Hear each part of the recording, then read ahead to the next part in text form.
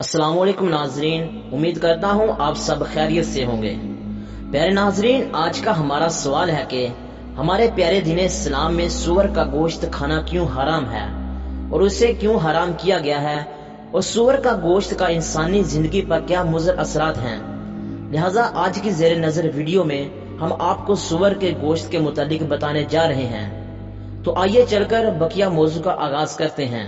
ایک دفعہ کا ذکر ہے کہ ایک بزرگ اپنی گہری سوچ اور تفرق میں ڈوبے ہوئے تخلیق کی دنیا میں جا پہنچے۔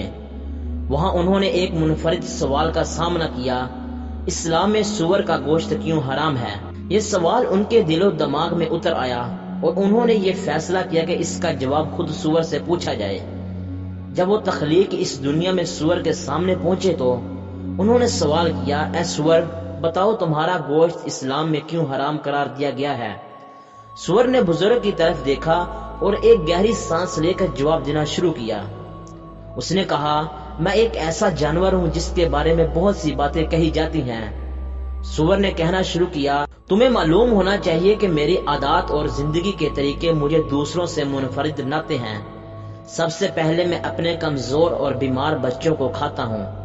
یہ بات تمہارے لیے عجیب لگ سکتی ہے، لیکن یہ میری فطرت میں شامل ہے۔ میں وہ جانور ہوں جو لاشیں، کتے، چوہے اور دیگر غلیظ چیزیں کھاتا ہوں۔ میرا وجود ایک طرح سے کچرا کھانے والا بھی ہے، اور وہ میں سب کچھ کھا جاتا ہوں جو دوسرے جانور چھوڑ دیتے ہیں۔ بزرگ حیرانی سے سنتے رہے اور سور نے اپنی بات جاری رکھی: میرے پاس ایک کمزور نظام ہاضمہ ہے جس کی وجہ سے میری جسمانی حالت اکثر خراب ہوتی ہے۔ خدا نے انسانوں کو اس بات سے آگاہ کیا ہے کہ میرا گوشت نقصان دہ ہے، اور اسی لیے انہوں نے خبردار کیا ہے کہ نہ میرا گوشت کھاؤ اور نہ ہی میری لاش کو ہاتھ لگاؤ۔ میرا جسم بیماریوں اور کیڑوں کا گھر ہے، اور میرے گوشت میں چربی اور کیڑے اتنے مضبوط ہوتے ہیں کہ انہیں مارنا آسان نہیں ہوتا، حتیٰ کہ کھانا پکانے کے دوران بھی۔ سور نے مزید بتایا کہ وہ زہریلے سانپ بھی کھاتا ہے، اور یہ سانپ اسے کاٹتے بھی ہیں، لیکن ان کا زہر اسے نقصان نہیں پہنچا سکتا، کیونکہ اس کا جسم اس زہر کو چربی کے خلیوں میں جذب کر لیتا ہے۔ یہ بھی ایک وجہ ہے کہ اس کا گوشت صحت کے لیے نقصان دہ ہے۔ آج کل جدید فارموں میں پنجروں میں بند ہوتا ہے۔ سور نے افسردہ لہجے میں کہا: اس سے تو میں تناؤ کا شکار بھی ہو جاتا ہوں، اور بعض کا تو پاگل پن کی حد تک پہنچ جاتا ہوں۔ میں اپنے پنجرے کے سلاخوں کو چبانے لگتا ہوں، یہاں تک کہ میرا چہرہ خون آلودہ ہو جاتا ہے۔ یہ ماحول میری صحت کو مزید خراب کر دیتا ہے، اور میرے جسم میں بیماریوں کا مزید اضافہ ہو جاتا ہے۔ سور نے بزرگ کی طرف سنجیدگی سے دیکھا: مجھے امید ہے کہ آپ اب مجھے سمجھ گئے ہوں گے میرا گوشت کیوں حرام ہے۔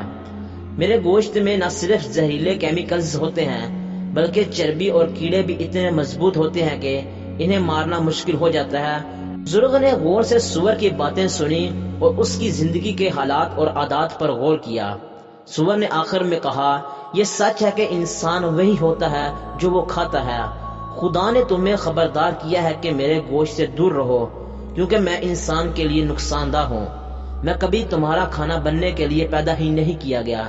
یہ الفاظ سن کر بزرگ کے دل میں ایک نئی روشنی جاگ گئی۔ انہیں سمجھ آیا کہ سور کا گوشت اسلام میں کیوں حرام قرار دیا گیا ہے۔ یہ حکم صرف ایک مذہبی قانون نہیں، بلکہ ایک حفاظتی تدبیر بھی ہے جو انسان کی صحت اور فلاح کے لیے دی گئی ہے۔ اس واقعے نے بزرگ کو یہ سکھایا کہ مذہبی احکام کے پیچھے ایک گہری حکمت ہوتی ہے جو انسان کی فلاح و بہبود کے لیے ہوتی ہے۔ اس مکالمے کے بعد بزرگ نے تخلیق کی دنیا کو چھوڑ دیا اور حقیقت کی دنیا میں واپس آ گئے۔ وہ دل میں اطمینان لیے واپس لوٹے کہ وہ ایک اہم سبق سیکھ چکے ہیں۔ انہوں نے یہ سمجھا کہ خدا کے ہر حکم کے پیچھے ایک نہایت اہم وجہ اور حکمت پوشیدہ ہوتی ہے، جسے سمجھنا انسان کے لیے ضروری ہے۔ یوں اس واقعے نے نہ صرف بزرگ کو بلکہ ہر شخص کو ایک اہم پیغام دیا ہے جو اس کہانی کو سنتا یا پڑھتا ہے۔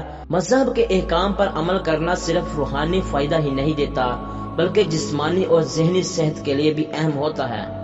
لہٰذا اللہ پاک سے دعا ہے کہ اللہ پاک ہمیں ہر اس چیز سے دور رکھے جس سے ہمارا دین اسلام دور رہنے کی تنقید کرتا ہے۔ آمین ثم آمین۔ جی تو پیارے معزز دوستو، یہ تھی میری آج کی ویڈیو کیسی لگی کمنٹ کر کے لازمی بتانا۔